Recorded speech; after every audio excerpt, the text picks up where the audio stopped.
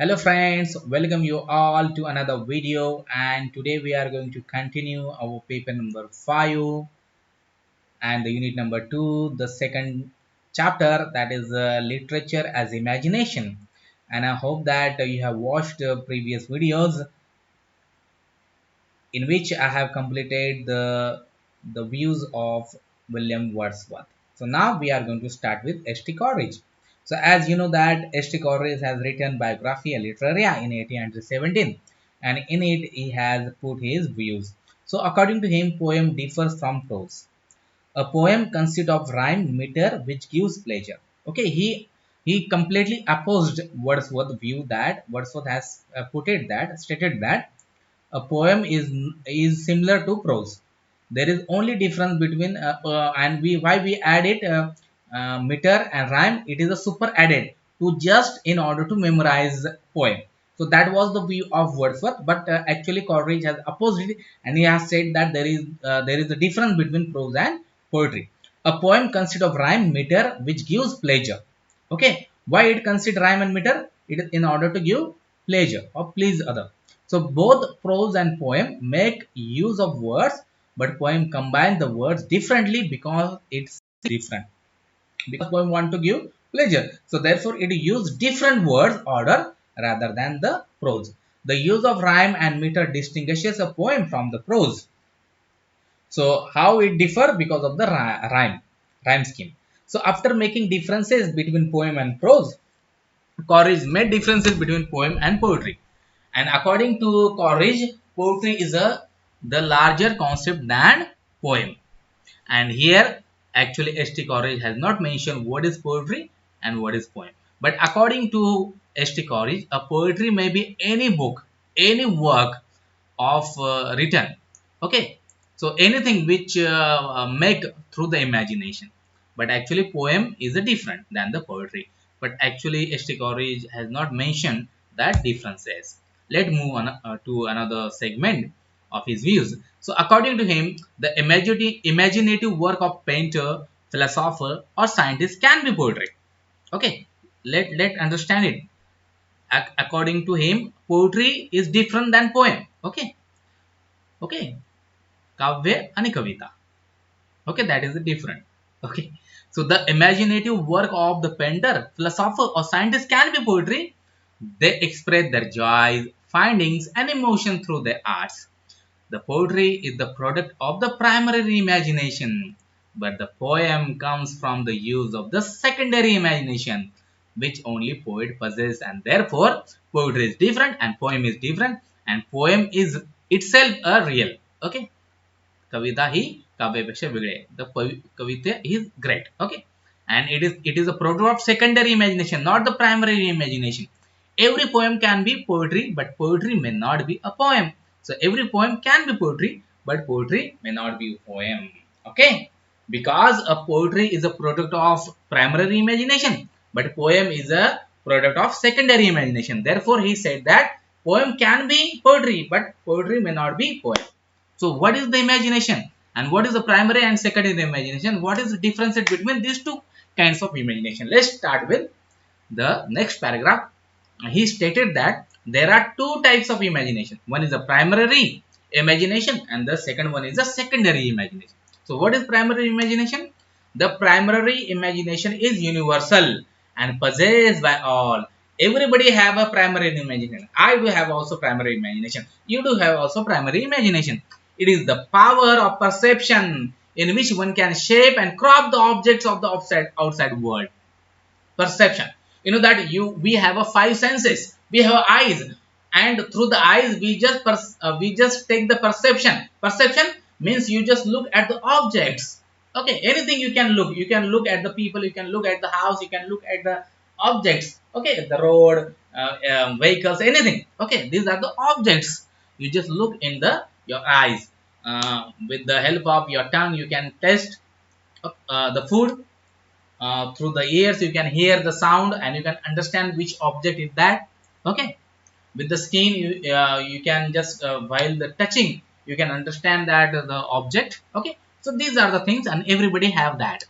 Okay, So in this way, whatever we get through these our five senses, we can shape and crop the objects of the outside world through the primary imagination.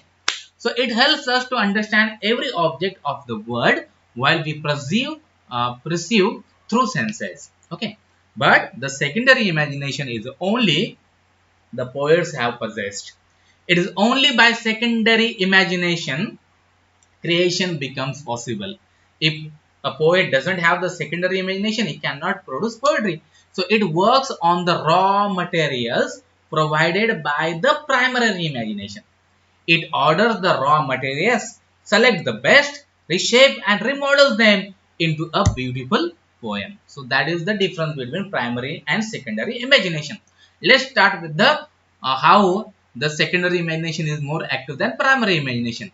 So the imagination is also differ from the fancy. Why the secondary imagination is more active than primary? Because the secondary imagination is also different from the fancy. So fancy is related with the primary imagination, but here Wordsworth has compared fancy with the mechanical mixture and imagination with the chemical compound. So fancy is like a mechanical mixture. What is the mechanical mixture? For example, you can say that you have a bike. Okay, so in the bike there is a tire. Okay, there is a seat, there is a handle, there is a brake. Okay, so these are the things, cable, wire, all the things are there. So you can easily separate them and you can easily assemble them. Okay, so that is called as a mechanical. Or I can give you another example. You can take some kind of wheats, rice, okay, jar, okay, bajra, and you can mix it. Okay, some corn also, some peanuts also. Okay, okay, some kind of cashew nuts also. You can mix it, eat them, but you can separate them because in the mechanical mixture the things, okay, or ingredients you can, they can come together but they retain their separate identity. They are not fusing together, they have a different identity. You can as I have told you that you have taken some wheats, rice, jar, bajra, okay, peanuts, cashew nuts, okay, you have mixed it in the one plate, but you can easily take one peanuts from that mixture. Or you can say that you can easily understand which are the cashew nut, which are the peanuts, which are the bajra, which are the jar, and which are the wheats, and which are the rice. So that is the ingredients have retained their separate identity. That is the fancy. Okay, but imagination is a chemical compound. For example, I can give you example of H2 plus O. It becomes water. Okay, it becomes water because the scientists have taken the two atom of hydrogen and one atom of oxygen. I don't know about that formula, you can correct me. Okay, no problem. H2O or HO2, I don't know, you can correct me.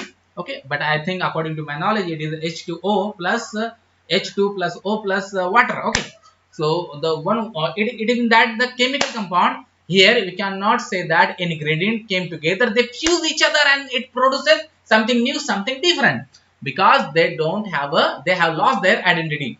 There is no hydrogen, there is no oxygen in water. It fused together and it became the new atom. Okay, I will give you another example. For example, you are making a tea. Okay, so in tea you just pour some water, then you pour some tea. Okay, tea powder, then you pour some sugar. After that, you can put some ginger or you can put some elaichi. Okay, the cardamom. Okay, in it, and after that you mix the milk also. So in this way, what happened? All these things fuse together and produce a tea. So that is the thing. Okay. So Corey traced on the organic form of or unity of the poem. The poem, which is result of the secondary imagination, like chemical compound, uniform itself and get the ability of giving pleasure. The dominance of classical theories, mere imitation is not sufficient for the literature, but more than its imagination is needed for creative writing. So the creative literature gives pleasure through the simple subject matters and the organic form of the poem. So hey guys, I hope that you understood the literature as imagination. I have covered this topic within the 4 lectures because it is a very deeper and very big topic. And again, I have covered these within the one lecture because the Coleridge actually there is a lot of more time I should need to explain the exactly what is the chemical compound and mechanical mixture, but within a few times I have make it clear. So I hope that you understood, and if you have any kind of comments, please make in comment section, and meet you in the next video. Thank you very much.